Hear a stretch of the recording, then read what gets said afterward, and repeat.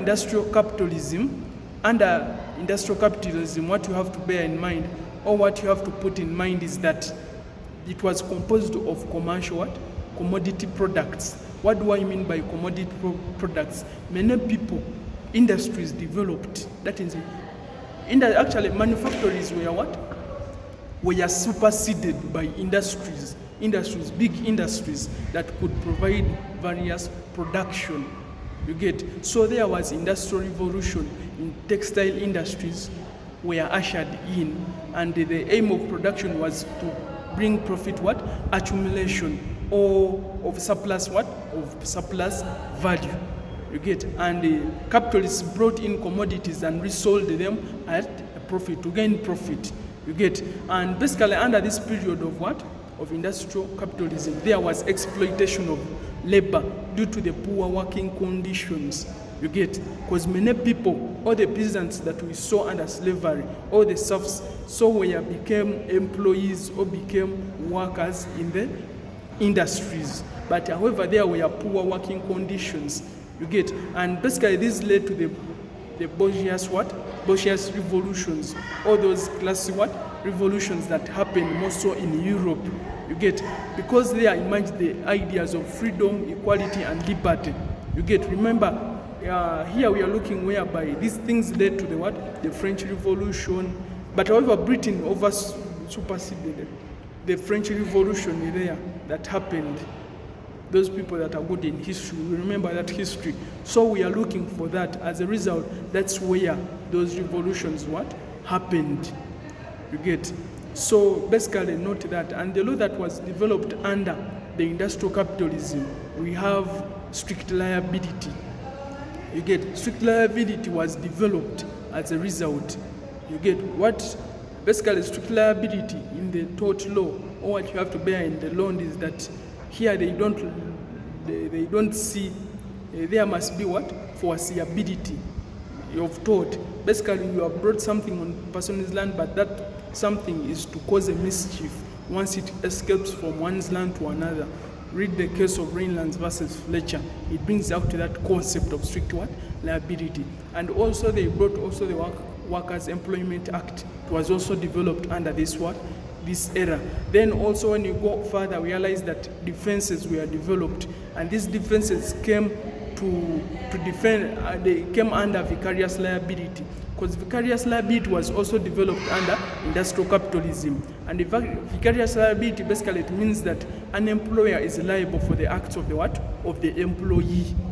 You get? And here realize that the defenses that developed, we had contributory negligence. Contributory negligence, basically it means that the worker who has incurred injury, he has the one that he has contributed to his own making injury. We had voluntary assumption of risk. Voluntary assumption of risk, basically you have seen a risk, but you have gone ahead to do to take the risk. Let me give an example. If you're working in a metal industry and the metals are hot, and you know you have to wear gloves, but you decide to use your plain hands, and afterwards you get burnt or injured as a result. That is voluntary assumption of risk. There the employer is not liable. Then you also have common employment. What do I mean by common employment? Common employment, this is whereby you are injured by a fellow employee. You get? Then there the employer is not liable. You get? All these defenses were brought up to cover the liability of vicarious liability. To fail, or they were defenses of the employer. You get? So that an employer cannot be liable. You get? That was briefly under industrial capitalism. Then we also, after industrial capitalism, there originated the era of finance capitalism, which was in the era of 1870 AD. That is financial capitalism. Since this industry had developed, finances also became rapid.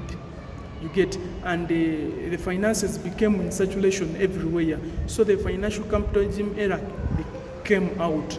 And as a result, this period was composed of monopoly capital. What do I mean by monopoly capital? There was profit accumulation. Many people could become the influencers on the top of the others. you get. And here we see that there was competition and massive technological innovation, you get. And here, what do I mean by monopolies, because I've said earlier that they are introduced what? Monopoly capital. So monopolies emerged as a result. What do you mean by monopolies? Monopolies emerged as a result whereby we realized that it was categorized into two. We have what they call centralization and concentration. Centralization and concentration, it was out of what? Monopolies. So centralization, for it was a centralization, it was a qualitative process. What do I mean by a qualitative process? Capital already accumulated is spread among small holdings so that are emerged into bigger units. That is to deal with what? Centralization. Then concentration, for it is a quantitative process, whereby accumulation, or it is the accumulation or the plowing back of profits into production in order to accumulate what? Value. You get, that is concentration and centralization. Bear that in mind. Still under the financial capitalism, this you see that banks came out. You get, the central bank was developed. The role of banks became crucial in the economy of the industries.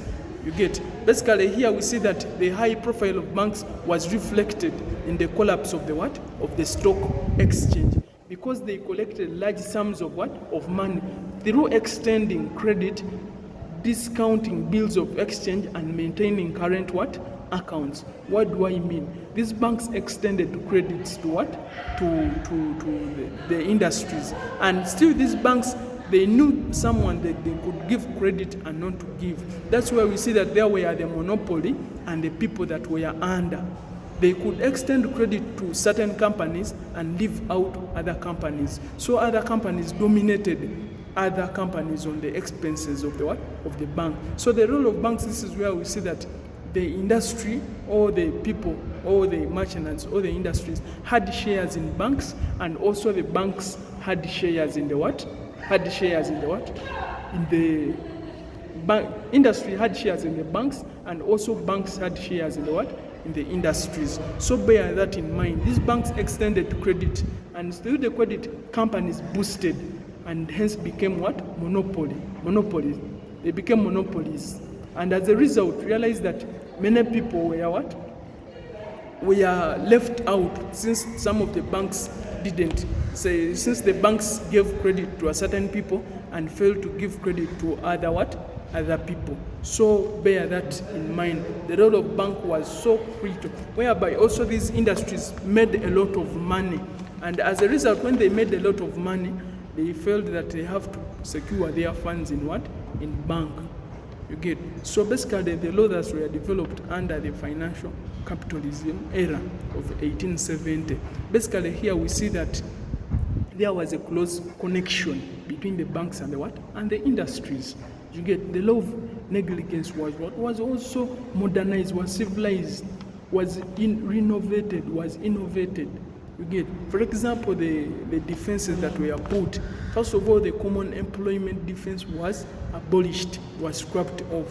You get, we have the defense of contributory negligence. Contributory negligence became no longer an absolute what? Defense, but however, it just reduced on the damages that were claimed by the plaintiff. Common employment for it was abolished. Then we have product liability was also developed under finance capitalism. That is, product liability was what? Was brought in to safeguard the consumers. We shall see the topic of product liability to understand more and to understand better. And the negligent statements were also brought out. Negligent statements were also brought out as a cause of what?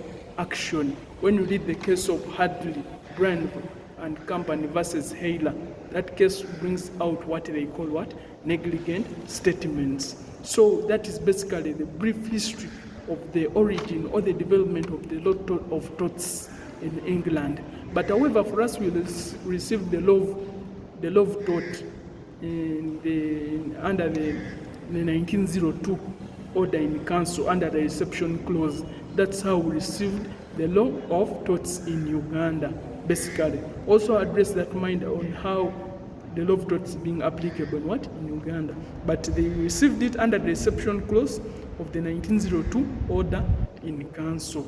Basically in Uganda, that's how we get the law of torts. But that was the brief history or the origin or the development of the law of torts from England. So thank you for listening. Subscribe to the channel and stay on for more series. Thank you very much.